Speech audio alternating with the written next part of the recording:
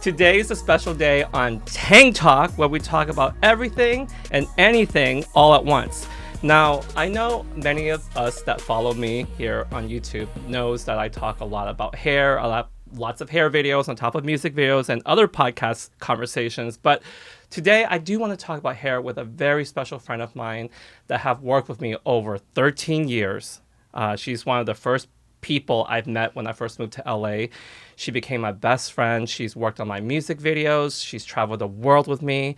This is my bestest of best friend in the world. I talk to her every day. She means the world to me, and I want to introduce you to her in case you have not seen her in my hair videos before. It's time for the big reveal. It's Ariana! It's me. Our Hairbestie! Yes. Thank you for having me here, Guy. Of course. I want the world to know who you are and how much you mean to me. And people don't realize that. And I feel like sometimes we've been in a closet about our friendship sometimes. I definitely would say we've been in the closet about our friendship. Why is that? I think it's something really special. Yeah. You know, like we're just keeping it.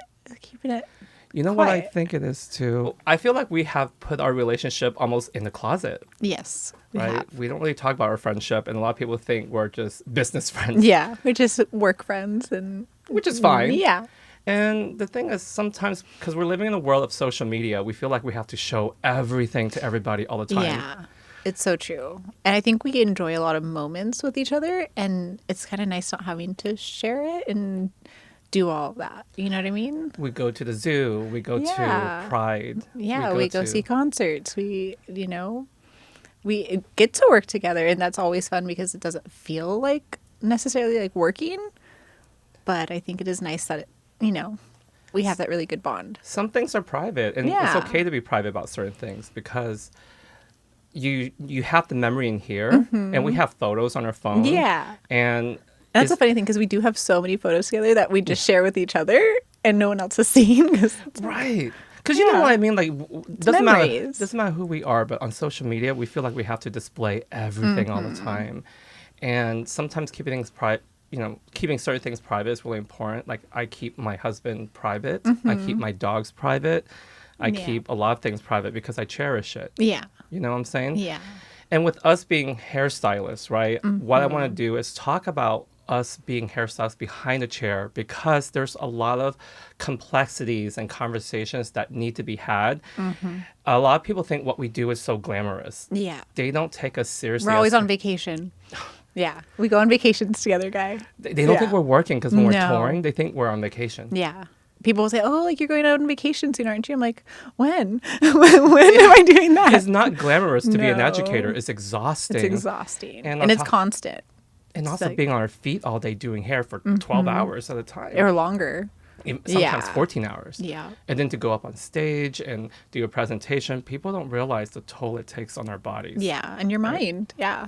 And everybody wants their hair done for free. Oh my gosh. Right? Yeah. Everyone, our friends, our family, and they take advantage of it. And the thing is, we love what we do so much. Yeah. And I know you have a saying that's very interesting. Can you share it with us? Oh, yeah. It was because the saying is, when you love what you do, you don't work a day. It doesn't feel like you're working a day in your life, right? Yeah, that's the saying. That's the saying. But I think both of us have this mentality, and I actually saw this from Kim Wasabi, which is another one of our educators and our friends. Yes, wonderful person. But she put out there, when you love what you do, that means you actually work harder.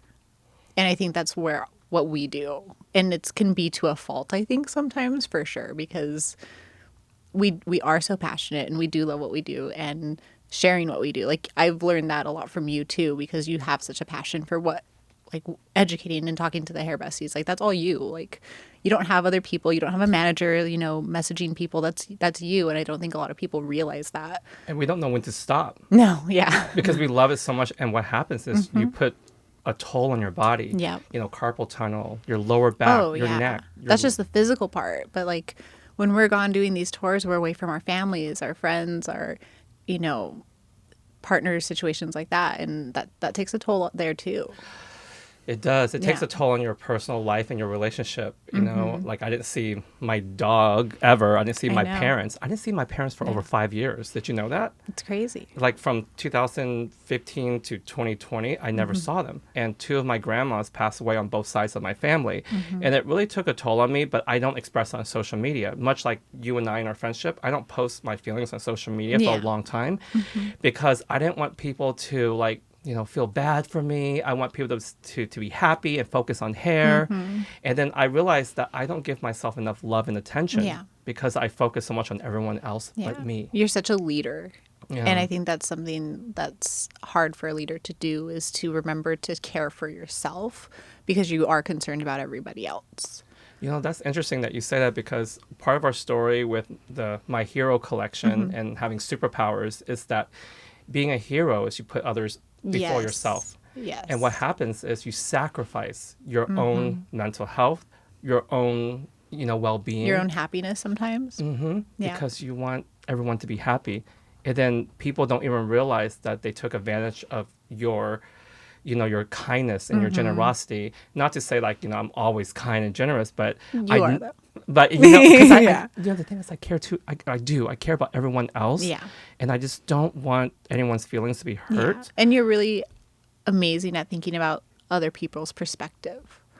And I think that's another, like, you are a leader and a compassionate person. So even if somebody does take advantage of you, because I've seen that happen, and I'm like, I see it happening, we talk, and you're like, but you bring their perspective.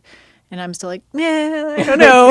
Like, I don't know. Because it's always like, well, maybe they had a bad day, or maybe we don't know where they Yeah. come from, or maybe they had, you know, a bad childhood. Maybe they Yeah. need more love and attention. So what I do is I put my own feelings aside because I go like, you know what? I don't need the validation, but I Yeah. want to validate them. Yeah. And then after time, it accumulates. And then by the 50th time, it's like, whoa, it really took a toll on me. And then it's like remembering to think about the other perspective, but also keeping in mind you've had bad days. Yeah. And how are you treating people when you have a bad day? You know, and not to always justify like bad actions by those things. And that's a really hard thing to do. And it's like just takes life like experiences to do that. Yeah, because we had a lot of incidents when I was about to go out on stage and do like a presentation when we launched Mydentity or when we, you know, So many times. So many times. And then something goes on backstage where somebody literally screwed me over and I got a phone call or I got an email right when I Yeah. go up on stage. But guess what? I've always been professional. Yeah. I don't give up. I take a deep breath. And and part of it is you help me so much being there to help cool me down. And then I do this internal meditation and I say, I know who I am. I can do this. I can get up there. And a lot of people don't realize I actually get a lot of stage fright. Yeah. I get nervous. I am more... You take your moment before. Have you noticed that? Every time Yeah. before going on stage, I say, I need a moment. Yep. So I sit there for like 5 minutes and I think to myself. And then I remember telling, you know, our friend Kim, Yeah. she's like, you get nervous? I wouldn't know because you're so extra when you go up on stage. I was like, really? And I was like, yeah. And the stage that always makes me the most nervous is always Orlando. It's so funny. Yeah. And it's because the American U.S. crowd is so different than international crowd. It's a different type of audience, a different type of culture, a different type of demand. Yes. And I'm under a different type of pressure, you know, through so many channels. Yeah. And I feel more comfortable in certain cultures and certain environments. So, and I'm honest about this because what I feel like is showing your vulnerability to people and letting people know that, hey, I'm not perfect. Yeah. I'm not the confident, you know, this extreme, like I am, you know. And so many people assume that, you They know, do. like I have clients that are like, okay, so like, does guy like to party and like, is he all over I'm like, no, like, I don't think we leave the house. Like, we're, you know, it's just this assumption because you are very confident when you get up on stage. But again, I think that's derived from like your passion. You know what I Isn't that mean? interesting? And yeah, like, I don't think you'd be able to go up and do what you do if you didn't have that passion. No, it's hard to explain because as an introverted person, Yeah. there's, I believe you are an introverted too. Oh, Right? 100%. Yeah. So we're both like, introverted. Yeah, 110%. Yeah. But you're like an extroverted introvert. Right. I'm just introverted. I'm just like, no. It depends on the time. Like I'm able to channel the extro version of Yeah. myself, but I have to draw that energy from the audience and from the people. And then I'm able to get out there, and then all of a sudden you have this, what do they call that? Like when you have a not a persona, but like like alter ego. an alter ego, right? So I have this alter ego that comes out of me like I'm like a superhero. I was like, yeah, I'm here, and that's why I always wear my gauntlets. Usually, my thing that I do. I'm not wearing it today, but normally I do. Yeah. And I feel like I grew up with you. Oh my gosh, same. You know, I met you when I was 18. and that's what I'm not going to say how old I am now. Yeah. So we grew up together. Yeah. Because you're one of the first people I met when I first moved to LA. So you literally know all of my vulnerabilities. You know what makes me cry. You know all my insecurities. And the thing is, I always share my insecurities, with people, because I always say you got to be secure with your insecurities, right? You own it. You know that you have insecurities, but be confident with it, own it, and have a conversation about it. And that's how you get through it. And it's, overcome it 100%. I want to go back to beauty school. Okay. So what made you decided that you wanted to do hair? Well, I was really lucky that when I was in high school, I actually was able to start doing cosmetology at that point in time. I had already gotten really curious. I actually started off like really interested in special effects makeup. So I started in that. I have an amazing family member who introduced me to somebody who he was my mentor.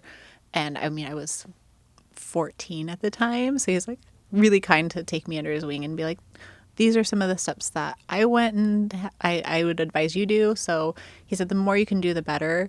And I've already was interested in hair. I always changed my color and everything. So I started cosmetology in high school. So my junior year. So by the time I graduated high school, I was already almost done with cosmetology school. Have you ever thought that you would tour the world? Oh my God. And be an educator, and then also go in the lab with me and formulate colors with me? You really made dreams come true, because I've always wanted to like see the world. I think the world is so small and so big at the same time, and I've always wanted to, have adventures and see everything that I could see. Did I think I would be able to do that? No. Did I have family who doubted that? Like, oh, you're gonna be a hairstylist, like, that's scary. That's not a real job. Things like that. Yeah. Which there's a stereotype with being a hairstylist. There's a stereotype. Yes. The people don't take it seriously. But I feel like that's something really big in just the U.S. When we've traveled, we've gone other places, and it's like, no, people wear a suit and tie going to going to the salon, and they, it's a they revere hairstylists. Where in the U.S., I feel like we have so many stereotypes. We're just plain. It's a backup plan. Yeah. Well, if you can't figure it out, you can be a hairstylist. Yeah, because I remember when I first told my friends and family I'm going to do hair, they go like, okay, well, until you figure out what you're going to do next. I'm like, no, this is what I want to do. Yes. They don't take you seriously. It feels like everything I do, people don't take me seriously. Like when I first started my YouTube channel, they were like, they were making fun of me. They would make jokes at me and mock how I talk on my YouTube channel. And it could be very discouraging because people on social media will judge you and tear you to pieces, right? Yeah. But then I was like, you know what? I enjoy it. I'm being myself.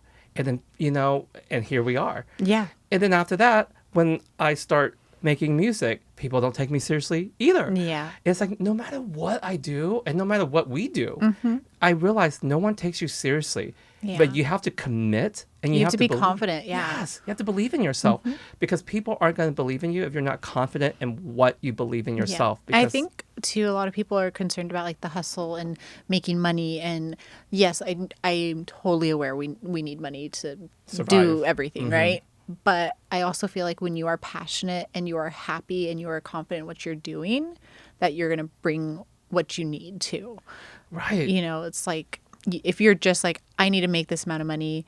Okay, so you're laying on your deathbed and you're like, okay, I made all that money, but I was miserable every single day doing it. You know what? Every time I make decisions that's based on money, I always regret it. But every time I make decisions based on my happiness and what would make me happy, I always cherish it and I always remember it and it's always special. And I'm able to go to sleep at night knowing that I did what I wanted to do. Yep. Even if it cost me money. And that's the thing. A lot of people in general make decisions based off of money and they think that's going to bring them happiness. But no. No, it'll never be enough. No. Because you're not feeding your soul, You have to feed your soul. And bills, there's always going to be bills. Yeah. You know what I'm saying? And not to say that, it's not it is a struggle. Yeah. But find a way to make enough to be able to sustain yourself, Yeah. but also choose your path that makes you happy. And it's like, even in the salon, going back to like being in the salon behind the chair, if I was going in there and I was miserable, my clients are going to want to come back to me. They want to be in a good environment, and they want to feel like at peace, and they enjoy the energy. So if I'm miserable, they're going to be like, I got to find somebody else. Yeah. You know what I mean? And so when like most of my clientele is by referral, I support you 100% on social media. You're the only reason I have social media is I can go on there and support you. Do I post my work? Never. Right. Like once in a while I'll post something and my clients are like, why don't you post stuff? And I was like, I come in here, I'm excited to do your hair. And then I have my daughter at home and I'm like, that's my life, But all of my clients are referrals. So I do entire families and friends and everybody because they enjoy coming in and seeing me. Right. They're not like, I don't have strangers coming into me that are like, oh, I liked your work. Can I make an appointment? I've never done that. And that's valid. And I'm so glad that you brought that up because I was at an event and I met this beautiful girl. And I was like, oh, I love your hair. And she told me who she goes to and why she goes to this person and why she stopped going to her past hairstylist. And I go, yeah, tell me why. And she said she stopped going to her hairstylist before, that she loved his work, but she got tired of being paraded on social media because he had to take the before photo, the after photo, do a video to post it on social media and have to go live. And he's like, oh my gosh. She's like, I just want to get my hair done and get out. And there's a disconnect. There's got to be a disconnect there, And she said all his concern was trying to get content. And I to get another client. But then I had to look at myself because I am a content creator. Yeah. So the clients that I have, they have to understand that I have to create content out of this because I'm an educator. Yeah. So my clientele understands that, but I understand the majority of clients don't want that. And I think that's for you because you're sharing not to gain for yourself. And that's a big difference. Yeah. And I'm not saying that you shouldn't share your work to gain clientele because obviously like that is a perk of Instagram, right? Or social media in general. But when it takes away from that human connection of that person in your chair, then it's kind of like, that's hard because like clients come in there, we are their therapists a lot of the time. Yeah. We are who they get to vent to.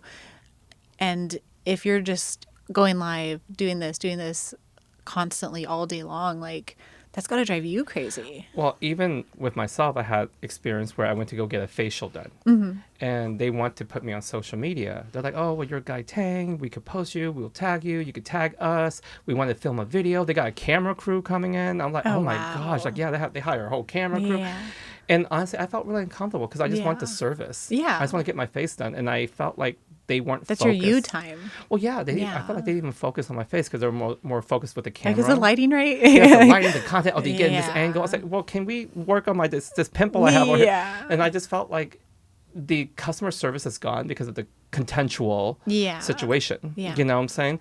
And that's why it's like I understand that. And that's why I have clients that I do that I don't post on social media that much. Like my client Ita. Yeah. We love her. We adore her. Yeah. I do her every 2 months. And I rarely post her unless I ask for her approval and she's okay with it. Yeah. And that's the thing that we have to understand, that not everybody wants, us to parade a phone in front of their face. Yeah. And even with corporations, when they come towards the influencers and, and expect the influencers to post stuff. But it's not the case because our clients don't want that. And we have to, our clients is our bread and butter. Yeah. We have to, or rice and beans, you know what I'm saying? I like that. So with that being said, we have to prioritize the safety and comfort for our clients.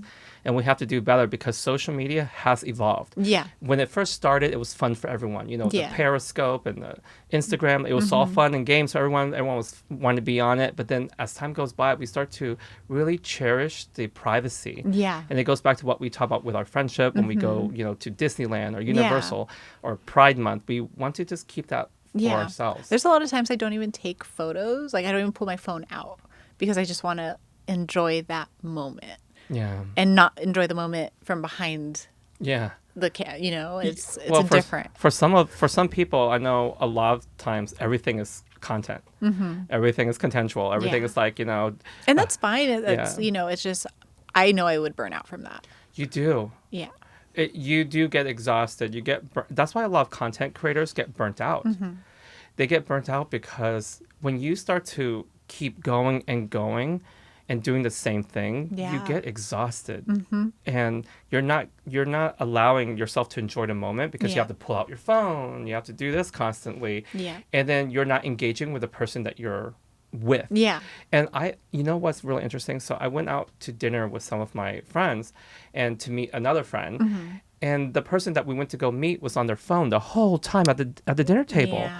And because they're too busy, engaging on social media and, taking pictures of their food, that they're not actually engaging with us. The people there. Yeah. It was very awkward. So why did we came here together? Well, yeah, I see that all the time. I look around and I'm like, oh, like that's the norm now. Yeah. It's just. Well, at the gym, and I'm guilty of this Yeah. too, but it's like you go to the gym and you're trying to work out, but everyone's on their phone in between Yeah. their sets. They're like on their phone. And I was like, hello, I need the dumbbells, Yeah. or I need to get on the bench and I need to get, finish my workout. But everyone's on their phones. Yeah, I know. I'm guilty of it too. Like Yeah.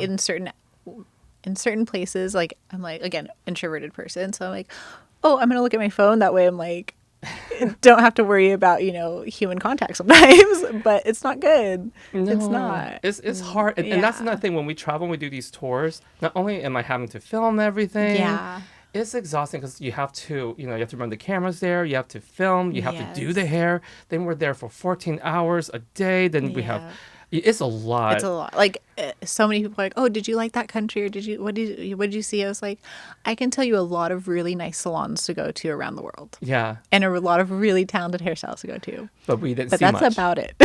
Yeah, like the airport was great, but at the same time, I'm not complaining because it's like, how cool that we get to do that. But it's exhausting. Every country that we've been in have been such an experience. Oh, yeah. It's been so much fun. The first country we went to was Korea. Yes. Which was a very special place for Very us. special. Because, I love K-pop Yeah. and I love K-drama. My first love was a Korean girl when I Yeah. was in the closet. And so I hold a very special place with Korean culture. And because a part of it saved my life and helped me learn to love myself as an Asian Yeah. person, So when I went there with you, I got to share a very special, vulnerable Yeah. moment with you. And it was so fun. It was so much fun. And then they had a Smoothie King, so it was like, Yeah, perfect. You were win-win, done. 'cause I love Smoothie King. We Yeah. don't have that in LA. I know. The struggle is real. Yeah. And, because we're talking about beauty school, I want to get on the next topic where we're talking about bullies in beauty school. Did you ever have, like, bullies in mean girls? Or There was, because I did beauty school and I did the makeup school as well. And it does get cliquey. It's very hard to avoid cliques. I feel like that is something that a lot of people have never grown out of, even in salons that I've been in, where it carries through. My mentality has always been treat somebody like you want to be treated, and be a good person, and sometimes people treat other people not the nicest, but I was lucky enough to, I feel, walk away with a solid group of people, and I still we keep in touch, and just be a good person. Yeah. You know what I love about my beauty school? So I went to beauty school in Tulsa, Oklahoma, Jenks Beauty College. And what I love about it is that I got away, well, I'm like saying a lot right now, but I was sneaking all these hair colors I wanted to try and use. Oh, okay. So I would literally spend the money on these colors I want to use because I didn't want to use the colors they have at the school. Yeah. I want to Yeah. try all these different brands and use it on the client that's coming in. Yes. And I had a very loyal clientele already in beauty In school. beauty school, I love was it. booked out for the whole entire year. And then there are people that were, I'm not surprised. I know, they were upset that I was booked out. So they tried to mark down pedicure. Because, so they try to get me to do pedicure because, they're trying to You have torture to- you yeah. with, because they, how people see that. I was like, Yeah. I was like, why are you trying to do that? Which is fine because I didn't mind because I I enjoy doing all types of services, Yeah. but I came to do hair, not to do nails. Yeah.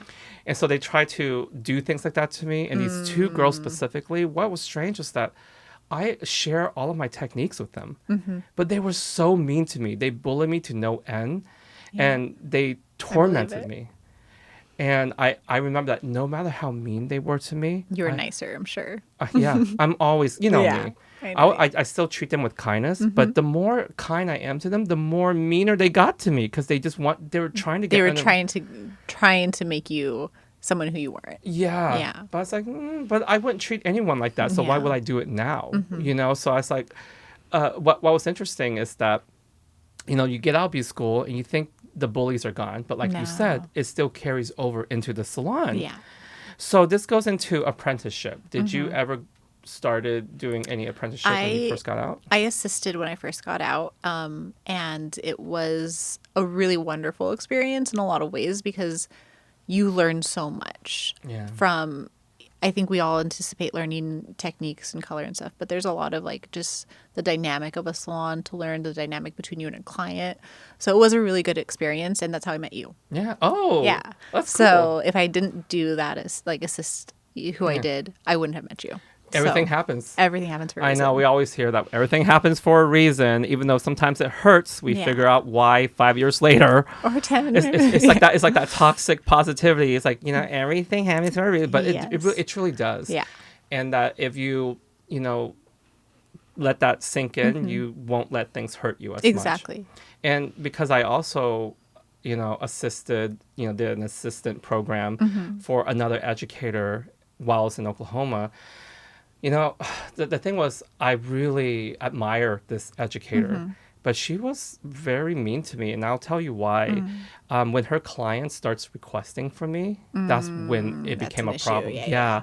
And I didn't make her clients request for me, but her client starts like, "Can I have him instead?"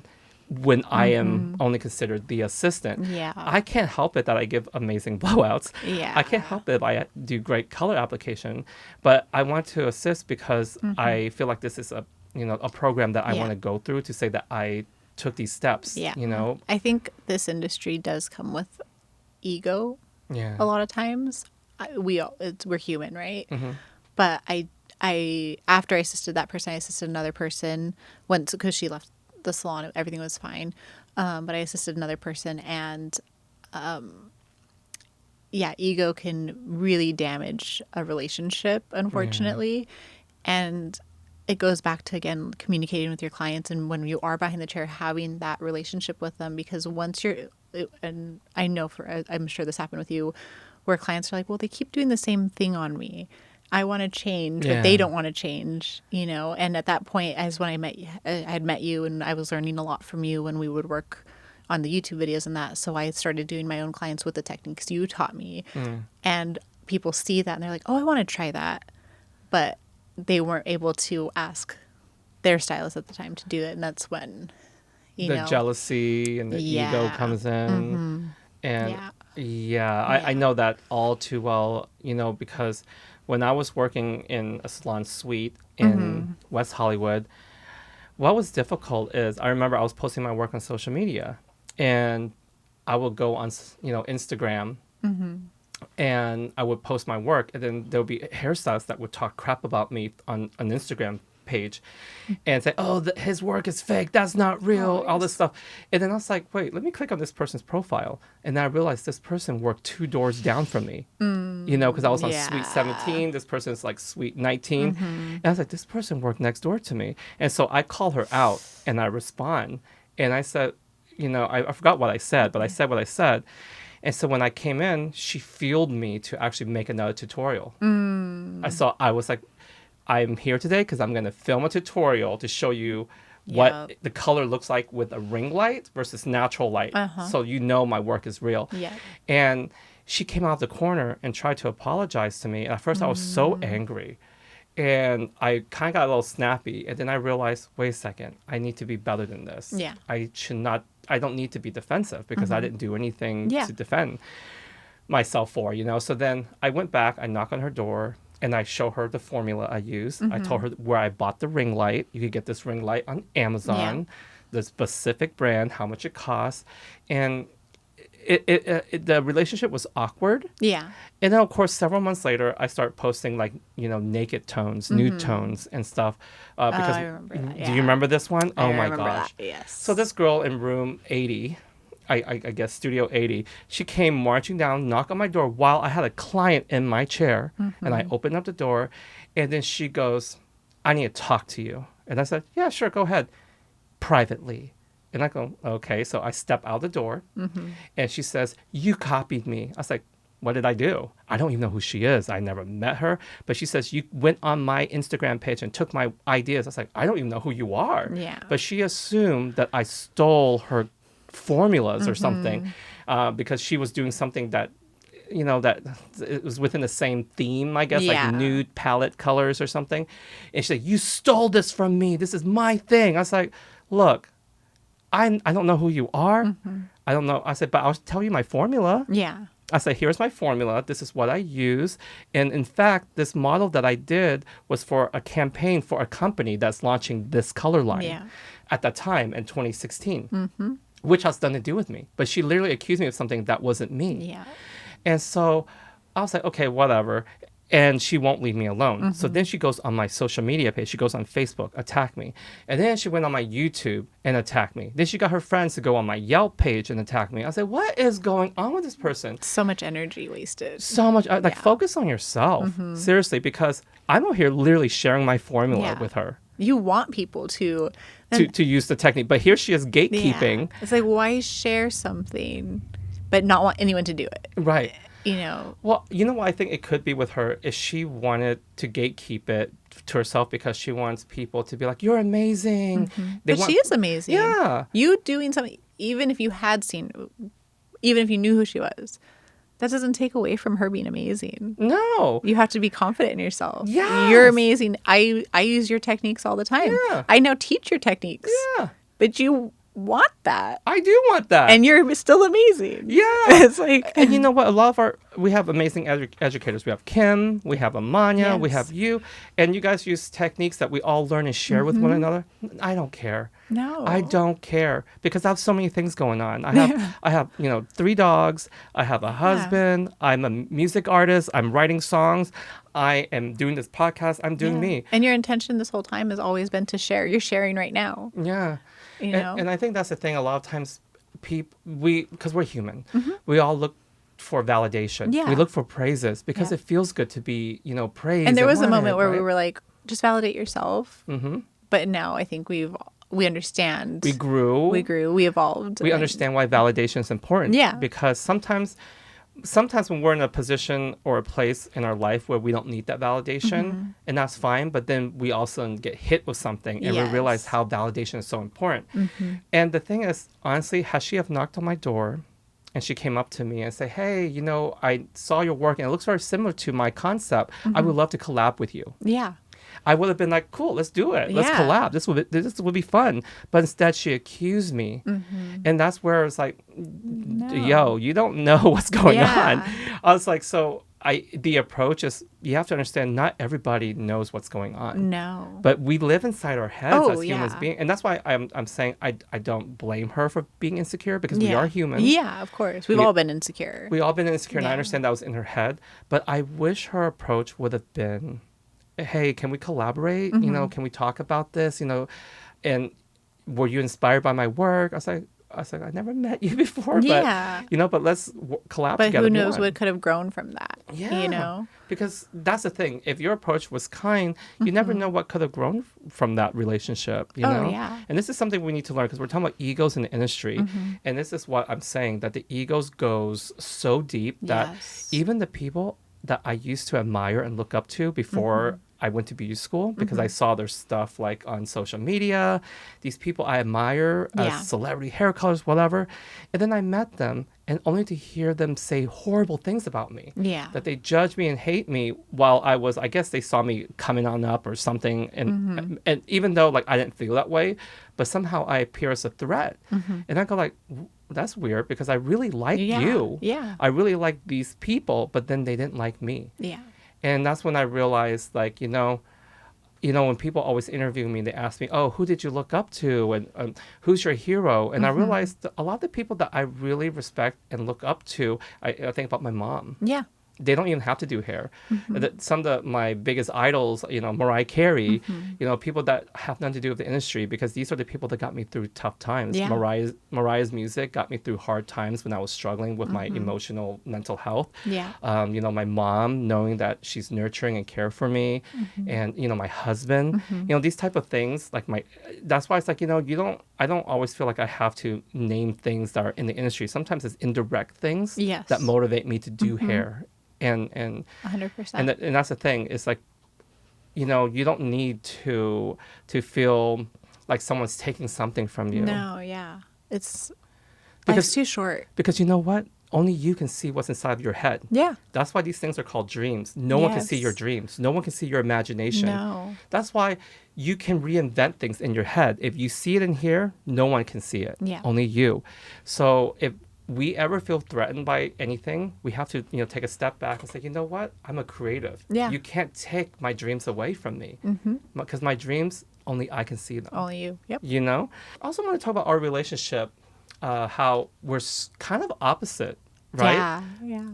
I mean, I know that we're both introverts, but we're opposite. Yeah. We have a lot of similarities in a lot of ways, but if you saw us, from a distance, you're like, that's interesting, but I think that's what makes it work too. Yeah. Yeah. Well, for example, we talk about our musical tastes are very different. Like I love pop R&B. Yes. And you love alternative rock. Yeah. I just got tickets to go see a 4-day metal fest. So yeah, you can come with me though. It'd be great. Yeah. Well, we went to see Jackson Wang. Yeah. I saw Mariah Carey with you. Yeah. Lady Gaga. Who would have ever thought? I do love it. And with that being said, it's like, okay, you have a lot of tattoos, and I don't have any until recently. Yeah, and we were together when you got it. I lost my tattoo virginity with you. You saw. I think I was the one who contacted, because it was a model.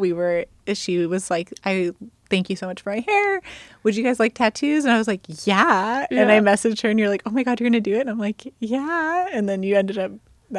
I'd never imagined. And here I am with my tattoo. I think SuperPower. We all cried. I didn't even get emotional about any of my tattoos. I got more emotional about you getting a tattoo than myself. Well, I'll be honest with you, because there's such a stigma and a stereotype that comes along with it. Oh, yeah. I was scared of losing my purity. I was scared of, what if I regret this? And all that stuff. So I was like thinking, what can I get that means something to me? Because I know that, a lot of tattoos is symbolic. And then I go like, does this, will I regret this like 5 years from now? Yeah. But I realized SuperPower means so much more to me. It's not only the color line that I created in Mydentity, but it's my song that I created that means something so much to me. It means freedom and, knowing who you are. So it's like, I'm not going to regret this, And I mean, here you are. You have it. We're going to go get more. I'll make more appointments. And that's the thing. Peer pressure. We're different genders. We're different sexualities. Different race. Yeah. I mean, you name it. Yeah. We are. But you're my best friend, and I'm so glad. But it works. It works. And that's why opposites attract. Yes. You don't need to be the same. No. And a lot of times we seek validation from within our community, whether you're a hairstylist or the LGBT community or your ethnicity. We always feel like we have to belong in a group, whether it's any of those categories. Yeah. And we actually belong to ourselves. Yeah. We, like I told you, for the longest time, I try to seek acceptance from within the Asian community. But then I always get called whitewashed. They would make fun of me. I feel like I didn't fit in. And I try to fit in with the cool kids in school. Yeah. Then they say, oh, you look like this or like that. And I was like, oh, and I don't fit in there. And I realized I didn't fit in anywhere. Then when I came out as a gay man, it's like, okay, well. Now do I fit here? Yeah. Then it's like, okay, there's a whole, like, category, like there's like top, bottom, verse, and so many daddy, bears, pandas, cubs. I was like, what? Oh my God. There's like so many labels. Animal Kingdom. Yes, Animal Kingdom.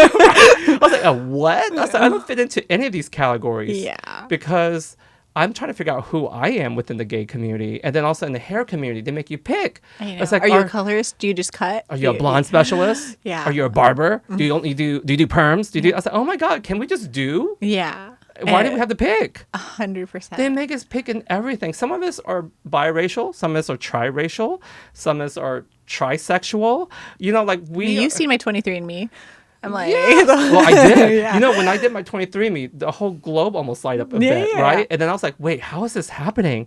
Because I was confused. Like, my dad's Chinese, my mom's Vietnamese, but why is the whole globe lighting up? Remember that? And I was confused. Like, you need to try it. And then you tried it. Then every single country light up. I'm like, wow. Everything. Like, Asian, African, European. Everything. Yeah. I was like, cool. That's really cool. Yeah. But I think, too, like, you didn't come to me and prejudge me for, you're not going to relate to me. Like, that was never the case. Like, we just always had, and, like, of course, the conversations have grown over time because I feel like the first 5 years of our friendship was very, like, okay, let's work together, and then, okay, bye. But through life experiences, we were able to realize how much, like, our lives run parallel, even though we are two different people completely. It just worked. And as long as we've worked together, I always think about you first before I think about myself. You always, every single time. And I honestly didn't realize my feelings for you until I didn't have you. No, yeah. That's the craziest thing. We don't realize our emotions that we have with someone until it's gone. Yeah. And that's the most interesting thing, because sometimes we're so used to them being around. And we're like, we're not even thinking twice. Yeah. But when it's gone, that's when it really hits you. And I remember, like, I had a meltdown because you weren't around. And I was crying. I couldn't stop crying. And then I started going, oh, I feel this way about you. And it was so interesting. Yeah. And, you know, and I was like, oh my gosh, she's going to think I'm crazy. You know, like this gay Asian is like crying over me. You know, but what's interesting is that, you know, over time, we got closer without trying to make it happen. No, yeah. It was organic. And I will say, in that time of you being very sad and that we weren't together, you continued to support me fully in the decision that I made for what I needed to do for my life. And that's, like, speaks volumes to who you are as a person. And I admire that so much, because so many people are like, no, like, I need you here, and, like, try to control the situation. And the fact that you were like, no, you take care of you, you do what you need to do. And I totally respect that. And we communicate. Yeah. And I think that's a huge thing for, like, any friendship, relationship at all. Like, you have to communicate with each other.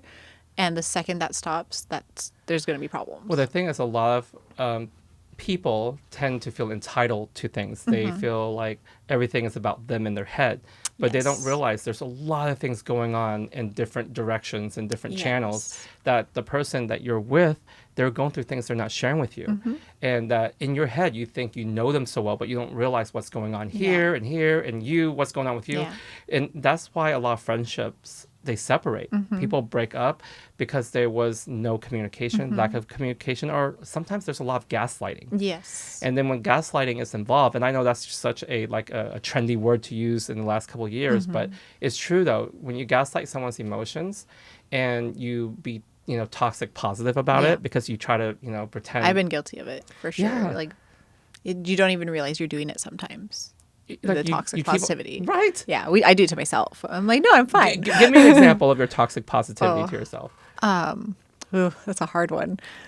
It's going to be small things, you know, like I drove down the wrong street and I'm like, no, it's good. I'm going to, you know, see something different this way. And just like I gaslit myself in the smallest way, you know, and those little things add up and you're like, oh my God, what am I doing? You know, the most important thing that I discover is that validating someone's feelings at that moment is so important. Yes, it's important to be positive, but it's also important to validate that person's moment. Yeah. Let them cry. Let them feel. Listen. You don't have to say anything. Yeah. Listen and be there for them. Be a support system. And what that does in turn is it's a positive environment. Yeah. Because you allow them to extract and free their negative feelings from within. And I think, too, something that I enjoy about our friendship is sometimes, for me, it takes some time for me to know what I need to, like, how I want to talk about something. So sometimes I can pull away.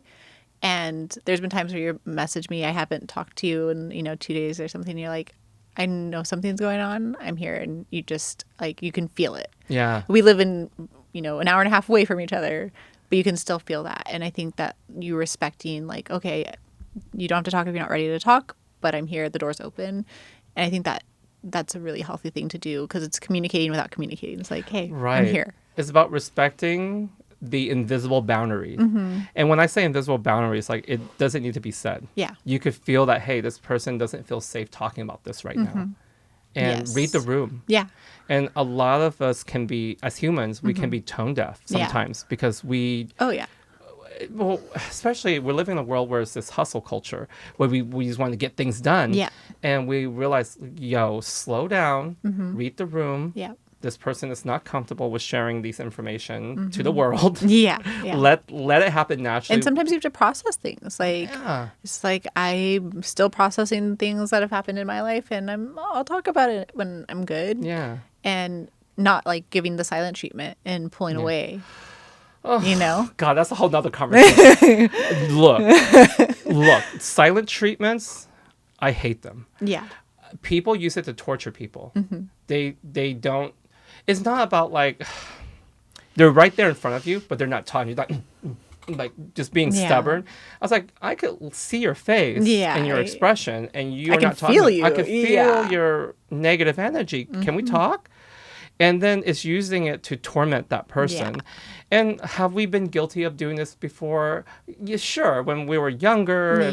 But as an adult now, I recognize it, right? Yeah. I was like, this is not It's cool. like, let's talk. And we've done this, we've had situations where things haven't gone the way that we planned it. And you're like, hey, Ariana, like this kind of bothered me. And I'm like, my intention was totally not to do that. I'm really sorry that I would never do that to you. We talk about it.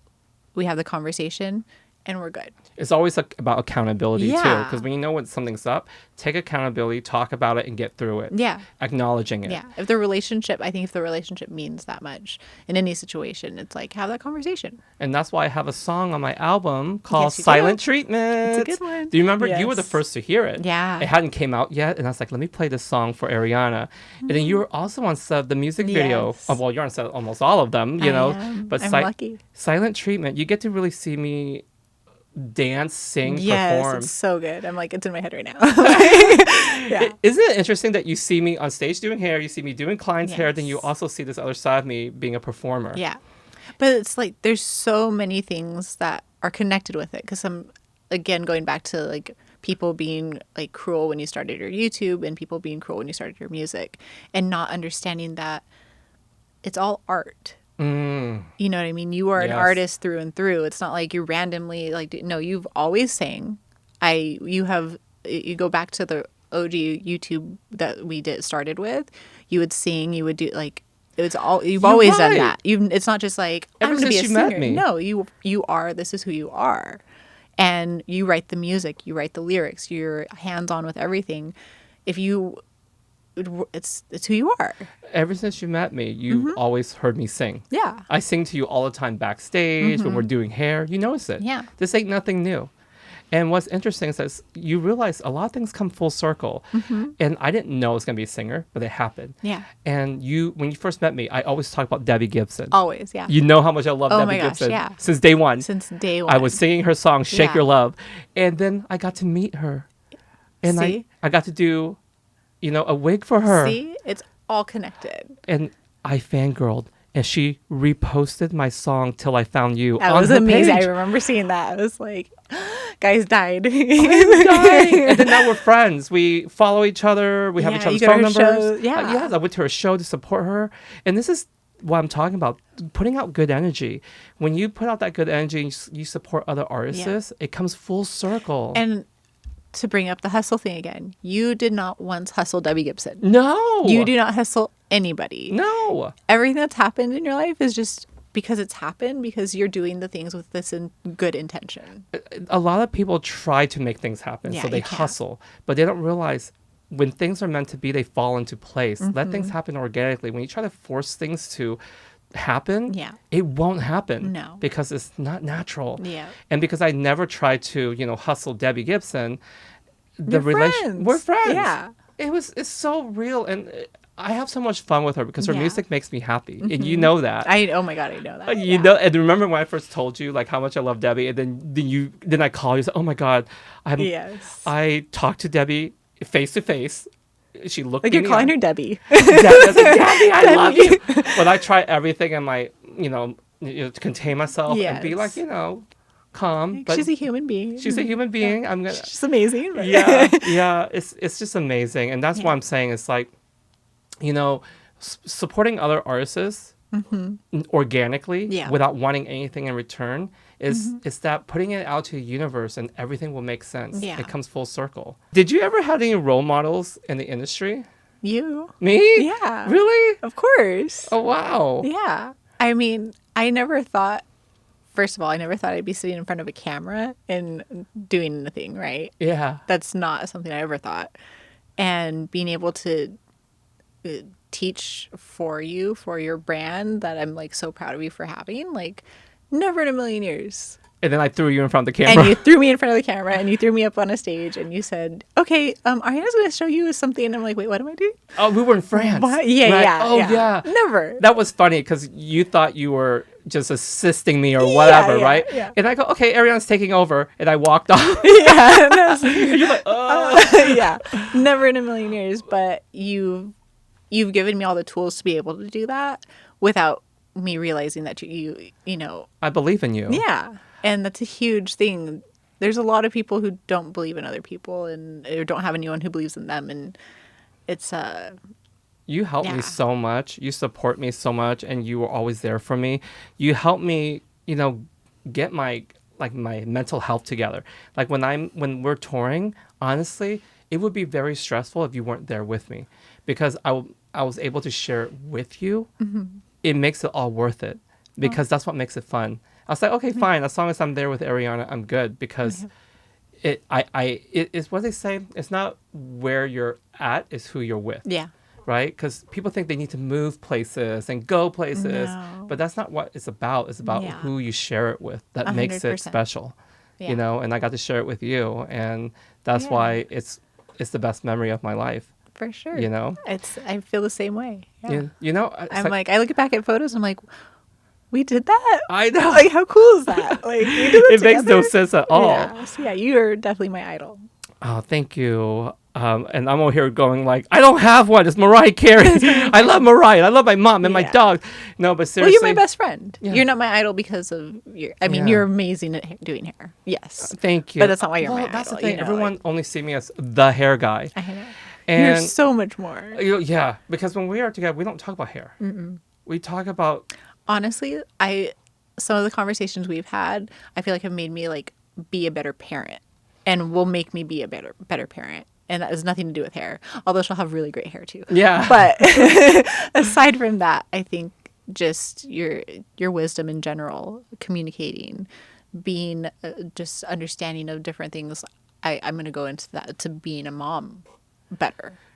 My favorite part of our hair tutorials that we do isn't the actual doing the hair. It's actually having a conversation. It's actually talking to the model. It's actually having purpose. Yeah. Everything I do is always about having purpose. It's not just, cut the hair like this and elevate the hair like this, or foil the hair like this. It's always about the story. Yeah. And every collection I launch is always about the story. 100%. And what's the point of doing all this if there's no purpose behind it? And I want everything to be purposeful, meaningful, and that's why every collection I launch has a story, like Shadows, Wicked, Naked, Lift Me Up, My Hero, you name it. Yeah. I really hope that everyone listens to those parts of the segment, because I know sometimes it might feel like, what does this have to do with the color? Because so many people are like, oh, what's the technique?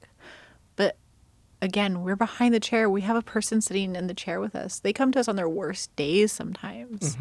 And listening to the conversations that you have in the YouTube videos, listening to the engagement and stuff, and how you communicate with the client or the model, that helps us. And that these are topics that we're all thinking. Yeah. These are struggles, and maybe not the same exact way, but very parallel situations. So when we have our clients, like that connects us. Doing hair is not only the technique, it's about your relationship with your client. Yeah. It's about understanding whatever type of client you have in your chair, whatever it is that they're going through, you have to be able to understand how to communicate with them and make them feel confident. Yeah. Because blonde highlights or green or Yeah. pink hair is not enough. No. You have to be able to understand, like, why did this person want to cut her hair short? Why did this person want to go blonde or brunette? 100%. It's about understanding their trauma, their pain. It's all intertwined. Yes. And because I remember when they used to say, shut up and just do hair, stop talking. I was like, no.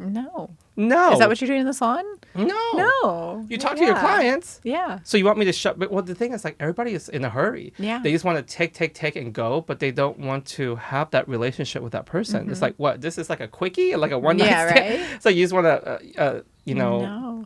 I had 3 clients last week that had all different clients, not related to each other at all, message me saying, "Thank you so much for that conversation."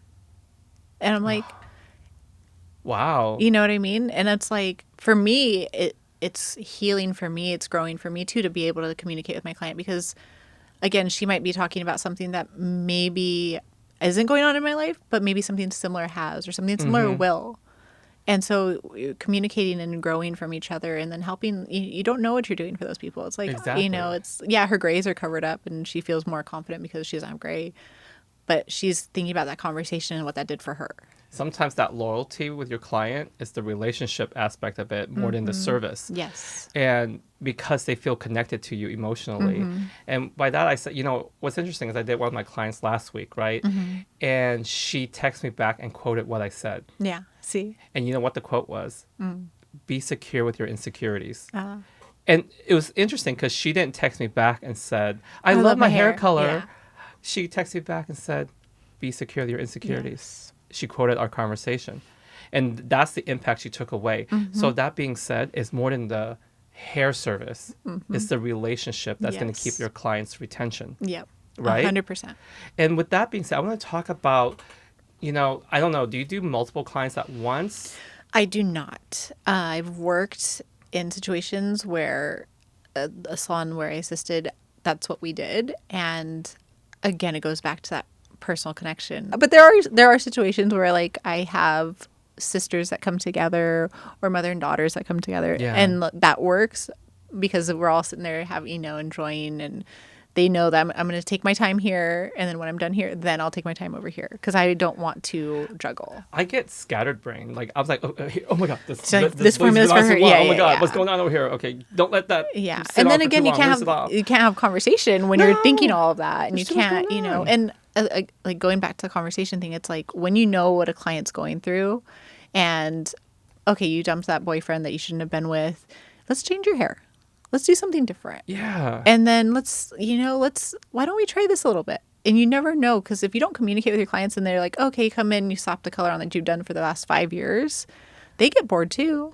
But the thing is, like, when you're taking multiple clients at once, sometimes you can't you're not. Do that. Sometimes you're not giving your 100. No. Because you only have 2 arms. How do you? Yeah. I was like, start using your feet. And you're a little tired, you get exhausted. And for me, I like to concentrate. And that's the thing. Like, I don't want to, like, when I get a service done, I don't want them to be servicing multiple other people. Yeah. I want all the attention on myself as a client. So that's why I go, like, what do I want from me? Yeah. Is what I want to give to my clients. So if that's what I'm looking for myself, that's what I'm gonna do. If I want that service, I want to give that service for my client, and that's something I always think about. Treat people how you want to be treated. Exactly. And some people say, "Well, I need the money," and I get it. Yeah. But you could raise your rates, and you could, Yeah. I will say there are days that I work a lot longer days, and I'm guilty of working 6 to 7 days a week. Yeah. Because of that, so there is that give and take. But if you're working 5 days, and in those 5 days you're doing 20 clients a day, you're exhausted by those 2 days you have off too. So but you want to be proud of your work. I want to be proud of my work. And again, like, my clients they're like an extension of my friends, and you get to know, especially with my clientele, I have, again, sisters, mothers, aunts. I do whole families. I do best friends. I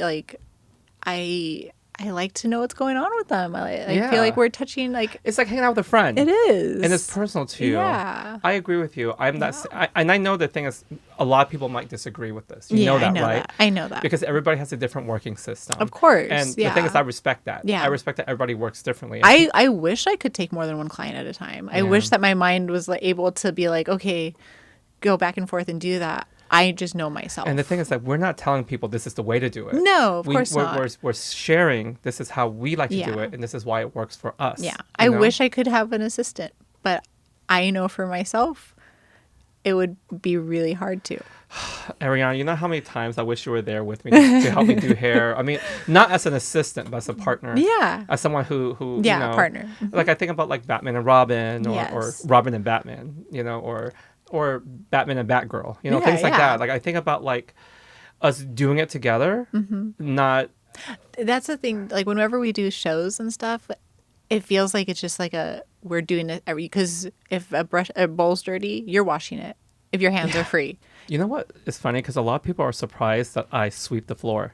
Oh, you do everything. They're surprised that I wash the bowls. I was like, Why? well, we got to Yeah. get things done. Yeah. But for some reason, when people think of Guy Tang, I don't know what goes through their Yeah. head. They think I'm hyper. They think you're a diva, They and think, that's oh my gosh, yeah. oh, that's a whole nother conversation. I I'm know. over here flipping my hair like this. Yeah. But what's really interesting is we want to talk about technique and formulations. Okay, so we notice that everywhere we go, everybody wants technique. And I was like, but how are you going to do the technique if you don't know how to formulate?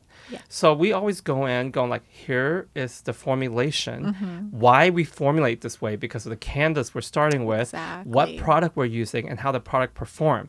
You have to know what tools you're working with Yes. to know how you're going to use those tools. Exactly. You know what I'm saying? And this goes across the board with anything, like a hammer. You have to know this tool. You have to know this nail. Yeah. You have to know. Well, it's like seasonings in your kitchen. Like you can't if you don't know what they taste like, how are you going to add them to how are you going to make the dish? Yes. Like Right. Yeah. But people, not only they want to take these aspects of it, but they want to use what they use, and they go like, well, they wonder why they don't get the results. I say, well, we Yeah. got the results because we use this. It's because we use the Lift Me Up Yes. system, or we use Magnum 8, Yes. or whatever the case is. And that's why it's like understanding the formulation and also the Yeah. canvas. They go hand in hand. everything, yeah. You have to be able to understand that like foundation of why we're choosing what we're choosing to use. Otherwise, you're just not going to get the results. And with that being said, because we've both been doing hair for me, it's 20 years. I've been licensed for 13. Wow. Yeah. So over a decade, over 2 decades for me. And people say, how do you stay passionate? And I want to know how you stay passionate. Honestly, working with you. Every single time we're together, we learn something. Oh, yeah. The moment that you aren't learning, why do it? Yeah. And I think that's where as soon as somebody's like, nope, I know everything, I'm good. Yeah. What's the purpose? Do you notice how many times we learn things together? Oh, all the time. And I share with you. Yeah. It's like little subtle things. Yeah. Like, oh, tuck the comb back here or pull the hair Yeah. here or whatever the case is. I learned something and I share it with you right away. Yes. And how it saved my life. I remember after 2020, did you realize I started using a foil board? Yeah. I never used a foil We board. never did. And you know why? There's a stigma with the foil board. It was something that we were taught. We were taught for a long time because they were telling us back in the day that if you use it, it looks like you're in training, that you're training how to foil hair, that they didn't think you look It's professional. not respected. It's not respected. It's frowned upon because it looks like you don't know how to foil right. Yeah. And then I go like, where did that come from? But it looks so much better because the foil lays flatter and you're not trying to juggle with your arm hanging out like this. You get know? even tension. You're not hurting your body. Yeah. Because of the even tension, when you apply the bleach or the color to the hair, it You saturates evenly, the even lift. It's- Yeah. and then I start to use it, and I use it in multiple ways. And guess what I did? I share it with you. Yeah. I said, Ariana, this is changing my life.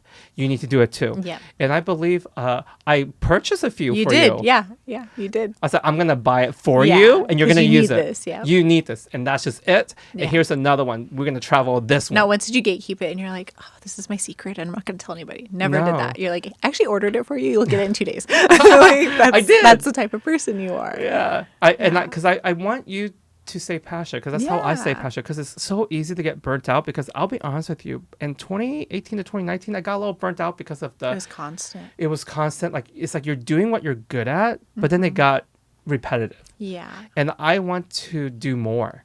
And I needed a break. And taking that break during 2020 helps me to regenerate Yeah. and have time. And that's why they say balance is so important. Yeah. And that's why it's like you evolve, and we're still constantly learning new techniques. you know? And I think that's why like you doing and pursuing your music is so important, because that fuels you to be able to do all of the art that you do. And you need like you can't just sit in one thing constantly, because we're so versatile as people. Like like there's more to us. There's so much more to us. Yeah. And think about it, a lot of our clients, they're musicians, they're artists, they're painters. And when I start connecting with people outside the hair industry, I start to learn more about what people want. Yeah. And because we're so like in this, we're in our own world. Yeah, kind we of. are, yeah. When we think about hairstyles, we're in our own world. Yeah. And we don't actually expand out because we Yeah. think we have to be within our community. But sometimes our own community is the first to judge us. Yeah. And sometimes our community that, we want more support from, but because there's so much ego, it can conflict and get in the Yeah. way. And that's why when I create, the Hairbesties community, I want to create a safe community for us all to feel, like we're learning, be Yeah. vulnerable, share, and educate with each other, be friends. Yeah. And that's where the Hairbesties name came from. Yep. But a lot has changed because a lot of people wanted to be educators. They wanted to travel. They Yeah. want to tour. And that's fun and all, but that's not what being an educator is about. No. It's the sharing, and that's I think what keeps everybody fueled here. It's Because it's not even the traveling No. that makes it fun. It's when we get to connect with those people. Yes. Like because you have the Hairbesties community, I see people online all the time. For years, I've seen people online, and now that we go to these places, I'm like, oh my god, it's you! Like we know each other, and Yeah. you created that. There's people who would never have crossed paths, because how would we?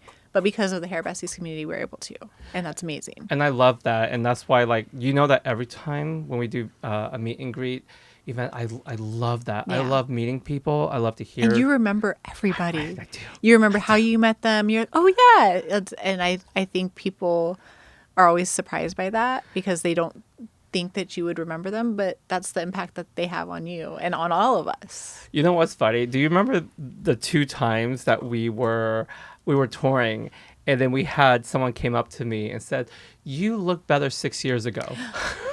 I do remember. Because I was like, that's the meanest thing anyone could say. Yeah. And I was like, why do people say such mean things? And honestly, It's just so hurtful. it was very hurtful. Yeah. Because I can't control that I'm aging. Yeah. I can't- Everybody is. Yeah. I'm like, you pull up a picture of you 6 years ago. How are you going to do that? But the thing is, they don't realize that they say what they said what they said. I know. And of course, it's not that I have a problem with being 6 years older. It's like they said it was the intention. it was the intention of how they deliver it. It was Yeah. like, don't you love yourself? Why did you let yourself go? Why do you look like this and not like that? And I was like, well, that's 6 years ago. Yeah. And I've been touring and sharing knowledge around the world constantly. I'm tired. And I'm dark circles. developing color for you to use, and creating YouTube videos for you to learn from. Like, you don't sleep. No. You don't sleep. I used to, what did we used to say? sleep when you're dead. Yeah, we could sleep That when might we're happen dead. Yeah. faster if we don't actually sleep, Yeah. though. and I go back to this every single time because I share this, but a lot of people don't know it. But I'm going to share it again, that at one point I lost my vision. Yeah. I lost my sight. I woke up blind. I couldn't see anything because of stress. And this is where it goes back to mental health. Yes. It's so important that you take care of your mental health because what happens is when you burn yourself out and you overwork yourself, you don't even realize it. No. You don't Stress is so dangerous because you don't realize what's happening. You don't, because it's happening internally. Your body shuts down. Yeah. So what happens is whatever's going through your head in here, I don't know. It comes out somewhere. It comes out somewhere, and I went blind. And I was scared to go to the doctor. Honestly, I was like, we need to take you to the doctor because he's a nurse. Yeah. I was like, no, I hate doctors. They're going to tell me I'm going to... The irony of Yeah. you marrying a nurse. I know. I said, they're going to tell me things I don't want to hear, and then they're going to charge us all of this. I was like, I don't want it. They're going to make us pay for us. You know how it is. Because these bills, these I hospital bills are know. like $10,000, $20,000. I'm not going to pay for that. I'll just be blind. I'll be blind. And I was like, yeah. But then what happened is 4 to 6 hours later, I slowly got my vision back. But Which it was, is a miracle. oh my God, the experience was a nightmare. Like Yeah. I saw black. No, I saw nothing. And all of a sudden things got blurry and I started to see but you shadows. were working 16 hours a day, 17 hours. You were getting up and doing people's hair. 2 hours sleep. Yeah, you can't do that. No, you cannot Yeah. do that. And what happened is, I had to take a break. I was forced to take a break. You were doing nothing for you. And then guess what else happened? I also had like wrist problems, like carpal tunnel issues. I also had shoulder problems because it was locking up. And I realized, going back to what we said earlier in the beginning of this podcast, is that we love what we do so much that we work too much. And then we injure ourselves. And then these people, like our friends and family, take advantage of us. They go, do it for free, do it for free. I was like, well, I have to pay for these products. Or they still don't think it's serious. They don't think we're working. I was like, you just get to play and brush hair and like, like, but we are our own business. We have to take care of everything. We have to make sure we have inventory. We have to make sure we're getting educated. We have to make sure that we are running a business and we are doing things that are exhausting to our mental and physical. You know what's interesting? A lot of people that don't realize how hard we work, that have the opportunity to travel with us, probably, people like Marco, my video editor and my director, is what's interesting. It's like they literally witness how many hours we work and how we have to get back up, go up on stage and get pulled left and right and get told what to do. And do it over and over. And do it over and over again. And then be in a totally different time zone. But then we don't mind because, again, we love what we do. It's like, and then we're like, we meet the Hairbesties and we're like, this is why we do it. This is why. If it wasn't for that. The reason why we do it is for the Hairbesties, bottom line. But the thing is, we have to recognize it when we need a break. Yeah. And we have to learn to say no, because there is a power in no, because we can't go blind. No, we can't go blind. Because if I go blind, I can't do hair color. Yeah. If I can't see hair color. Yeah. So if I need a break, you have to give me a break. I'm a human. I'm not an AI. Yeah, you're not just the That's hair a whole guy. different conversation. Yeah. The AI. God, this whole AI conversation. Yeah. Oh, that could be a whole thing. That's a whole nother conversation. But the thing is, like, because I was like saying, like, AI can only see what's already been done. Can they see what hasn't been done? Because can they see dreams? Because I don't think they can. Because AI's dreams are in their writing head. Scripts and stuff. I don't know. That's a whole nother conversation. Yeah, we probably shouldn't even go down that route because people's gonna get mad. Okay, so let's talk about hair stereotypes. Okay, so we know my hair is long. I've always had short hair. And you've always had short hair. Until now, yeah. Until 2020, we both grew our hair out. Yes. And I want to share with you why it was important for me to have short hair for a long time. Okay. So, being an Asian man, there's all these emasculation stereotypes. Like people think we're feminine, weak, we're not masculine and attractive. So I feel like I have to hyper-masculinize myself to prove a point that I am a man, because for the longest time, people just kind of erase that manhood away from us as Asian men. And a lot of people don't understand it unless they are Asian men. It's like a whole different experience that you get castrated, right? So I feel like I constantly have to prove myself because I want to feel sexy and attractive and validated, because we're humans. Yeah. So I kept my hair short a long time, but I've always wanted to have long hair. And I never got a chance to until 2020. And now when I grew my hair out, I remember I get misgendered. I would go to the restroom and then the guy's like, ma'am, you're in the wrong restroom. And then I turn around with my mustache and I say, oh, I'm sorry. And then it becomes awkward. It's because hair, people genderize hair. And I find that that's so odd. Like they'll get, boy, what's it called? They'll say boy short. Yeah. Boy hair, like boy haircut. Yeah. Yeah. And I feel like, no, girls can have short hair. Yeah. Boys can have long hair. Boys can have highlights. Yeah. But there's so much genderizing hair colors. Yeah. I was misgendered a lot when I had short hair as well. Like, you're in the wrong restroom. Same thing. And I'm like, because you used to have a pixie cut. Yeah. Like right? I had, if you looked at my driver's license right now, I had a purple pixie in my driver's license picture. So it's interesting because now that I have long hair, I get a lot of compliments. Oh my God, your hair's so beautiful. But never when it was short. Hair. Yeah. So it's an interesting dynamic. It's interesting because society find women with long hair to be attractive. Yeah. And then they find men with short hair to be stoic. Yeah. But what's interesting, if you look back in history, men and women have long hair. Yeah. Because you're supposed to have hair to protect you from the sun or the bugs, elements, whatever is trying to crawl up your butt, right? I'm assuming that's all we have hair for. I'm not sure, but I think there was purpose to it besides just having looking nice, money pieces and face frames and little feather pieces flipping out, But and that's a struggle with me. And I almost cut my hair because so many people tease me, but I realized no, I cannot let this Yeah. bullying make me feel like I have to change who I am. Yeah. I'm doing this for myself. And it was hard because I even got on the phone with you and I was so bothered by, my hair situation because it got so genderized. And then I went to a red carpet premiere with Joyride. And so many people say, you know what? I recognize you because of your hair. See? Yep. They say, because you got that fabulous hair. And I saw you right away. And I go, that's all I need to hear Yeah. to make me realize. Don't cut it off. Because you know what? Because that'll be cookie cutter. Yep. I'm just going to be That's just not who you are. a cookie cutter. Yeah. And I said, I don't need to be like everyone else. I don't need to fit in. I need to fit into my own skin. I need to do what makes me happy. And a lot of us have struggles with that because our clients come in Yeah. and there's a reason why they want to go blonde. Oh, yeah. There's a reason why they want to go red or brown or short and long. It's Yeah. because, let's say, there's Everyone's identity is tied to something. Yeah. whether it's an insecurity or whether society, place them into this position where, let's say they're single now. Yeah. And then our clients say, I need to be blonde. And, Yeah.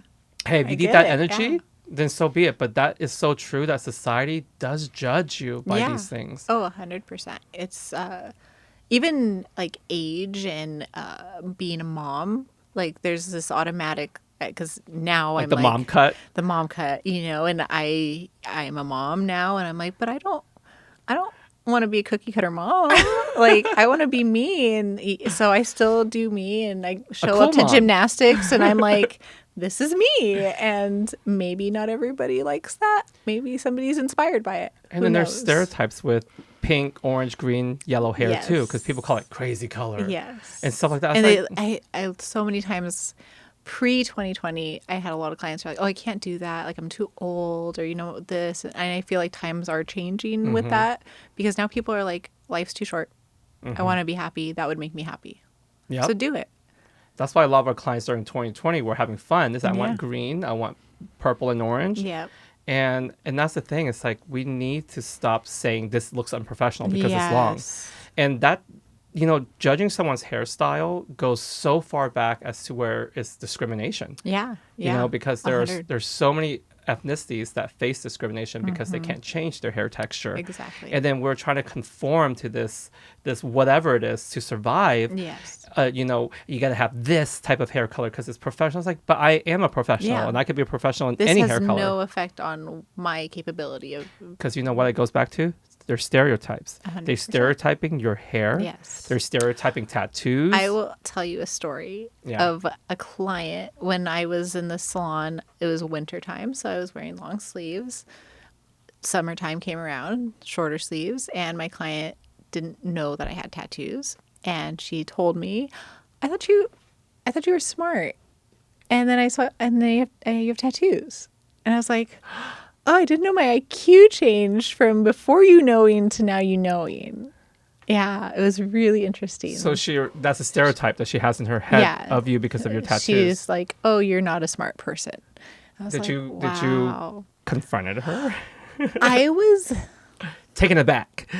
19 and didn't have the words for the situation, and I was really kind with her, and she was still a client for a long time until I left the salon, and everything was again ended in a fine way. But I was like, well, I had them under my sweater this whole time, and we've still had great conversations, so let's keep doing that. And but it still sits in my head for sure.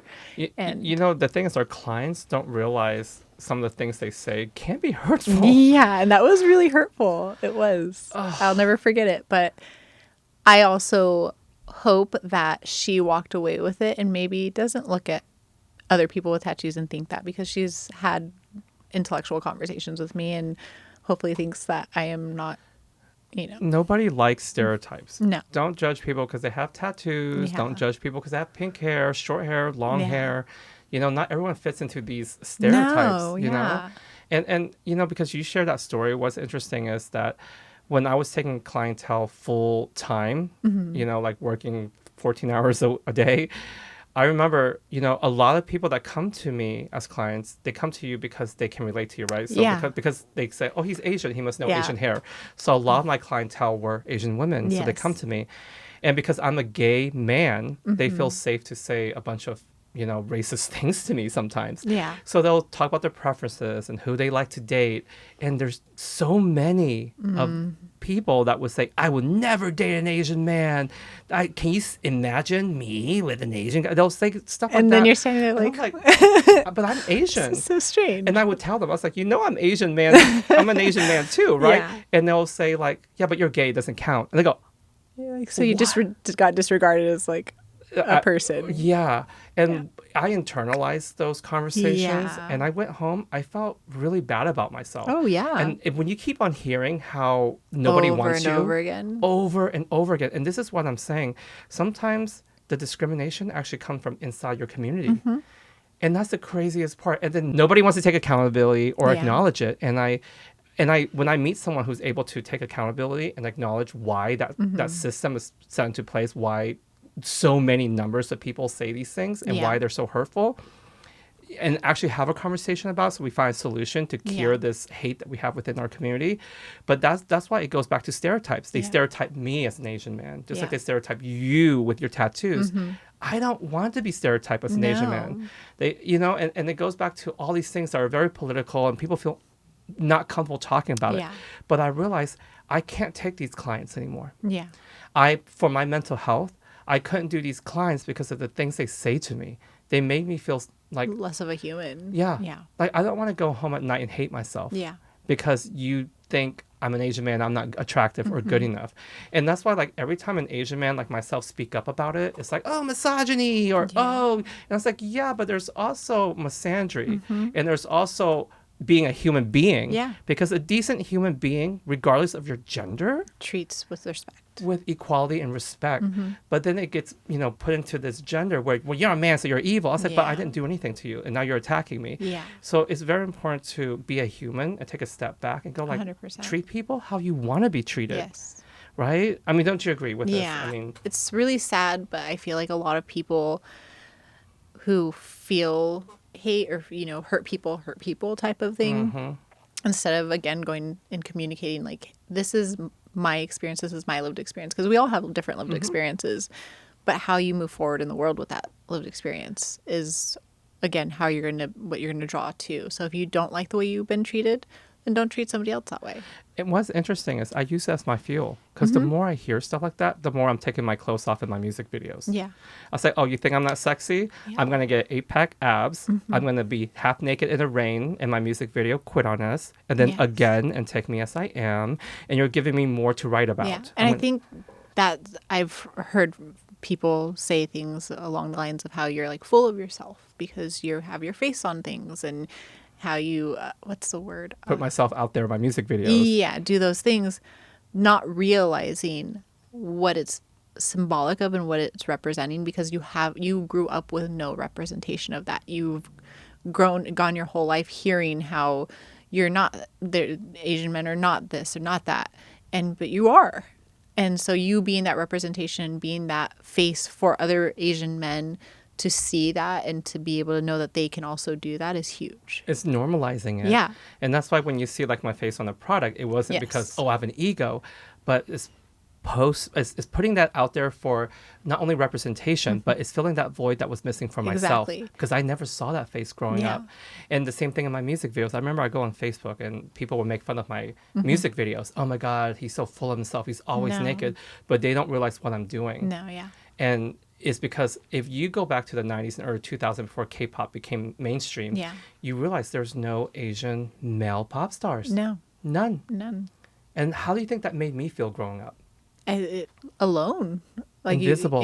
Like a nothing. And then you have clients that come in and tell you that you're that you invisible, would never, that you're not attractive. They're reinforcing all of that. All the stereotypes and the pain and the trauma that put you through it. And that's like, I don't want to be around this person because they are triggering all of my traumas. Yeah. So then I couldn't take these clients anymore. And this is why it goes back to what I do is purposeful. Yes. What I do, and people might not understand because they haven't gone through the same trauma I have. Yeah. But when I put myself out there, it took me a long time to do that because I am an introvert. I'm very shy. I grew up my whole life being insecure and not confident. So when I put my face on a banner or it's huge. A product line or my music video, I literally have to overcome all these internalized obstacles and doubt within myself to be confident. Because if I can be confident, I could show people that who don't feel like they belong, Yeah. that they could do it too. Exactly. And And that's huge for all of the generations coming up too, because it's like you said, it's normalized. My daughter sees you on the shampoo bottle in the shower and she's like, Uncle Guy. And that's normal for her. Yeah. And she's part Korean. So her seeing somebody who she can relate to in that way, that's huge. it is huge. You know, And then now she sees it as like, oh, yeah. And That it is gives her just- confidence. Exactly. And that's really important. And honestly, like, it's hard for me to talk about this for the longest time because I always feel like I'll get gaslighted, I'll get dismissed because, just the way things are with the Yeah. climate and society. But I have to be honest with my experience. And this is my authentic experience. If I didn't have these experiences, I wouldn't talk about it. Yeah. Of And course. if the people who are watching, they feel like, why is he saying this? Then maybe be the change. Yeah. Don't be the stereotype and don't be that person that reinforces hate. Yeah. Because you treat people how you want to be treated. Don't dismiss people when you don't want to be dismissed yourself. And that's what people do. They constantly dismiss people, but then they don't want to be dismissed. It's almost like they wonder why you're offended. I was like, well, stop offending people and then I Yeah. won't get offended. The reason why I'm offended is because you offended me. You're Yeah. the offender. So somehow the offender get offended by offending me. You're like- I was like, woman or Well, man or whoever, chill out. We always talk about like there's the A, the B, and The C. and the C, and it's like there's a reaction, and it's up to us on how we react to a situation. But we're humans. Yeah. If You you don't know? want that reaction, don't create the action to Yeah. get that reaction. Yeah. But a lot of people on social media, they want a reaction. That's why they do Yeah. clickbaits and they do like these like intros to like shock people because they want that immediate response. And then they Yeah. get mad that someone responded in a way that they didn't want to. I was like, well, you created the action Yeah. and now you got the reaction, but you didn't get Yeah. the reaction you wanted because you offended someone. But you're offended that you offended someone because you're the offender. Yeah. And you're concerned about the you're offendee like- being offended? I'm just saying. It's true. I'm at the point where I want to write a song called I'm Offended. Offended. Seriously. Yeah. I think I'm going to write a bop called I'm Offended. But there's so many people who don't want to acknowledge these things, and No. there's not going to be change. No, you know what it is? Because a lot of people say like, God, people are so sensitive these days. Why is everyone offended? I said, well, then stop offending people. if you want people to Don't stop be being offensive. Yeah. Yeah. If you're wondering why people are offended, then why are you being so offensive? Yes. It's simple as that. Yeah. Don't offend people. Well, just think about other Simple. people. Think about other people other than yourself. Yeah. And that's where we're going. And so many people. and then just if you want to share something with someone, then have a conversation and don't attack people. You know what I mean? And like even when you're like, I'm sure you've been in situations because I've seen it where somebody might say, "Oh, I won't date Asian men." Yeah. Because I've seen it happen. You- I've been in firsthand. front of me. I've seen it happen. I've seen that conversation happen. Many times. And you never respond with hate. No. You never respond by attacking. You respond very stoically, very calmly, Poised. very poised, and you just let you know how that made me feel right now. I just I know you didn't intend that, but this is what happens to me when that and it's having that really calm conversation, because had you attacked this person, then that's just reinforcing the hate that they Yeah. have. Because you literally witnessed when we're doing Yeah. model prep that the model who happens to be Asian literally told me she doesn't like Asian guys Yeah. while I was doing her hair. Yes. Do you remember that? And I looked at Ariana. I was like, did you hear that? And I was like, okay. And I just kept listening. But then I was really honest with her that it hurt my feelings. Yeah. And now you're Because- friends. Yeah, and now we're friends.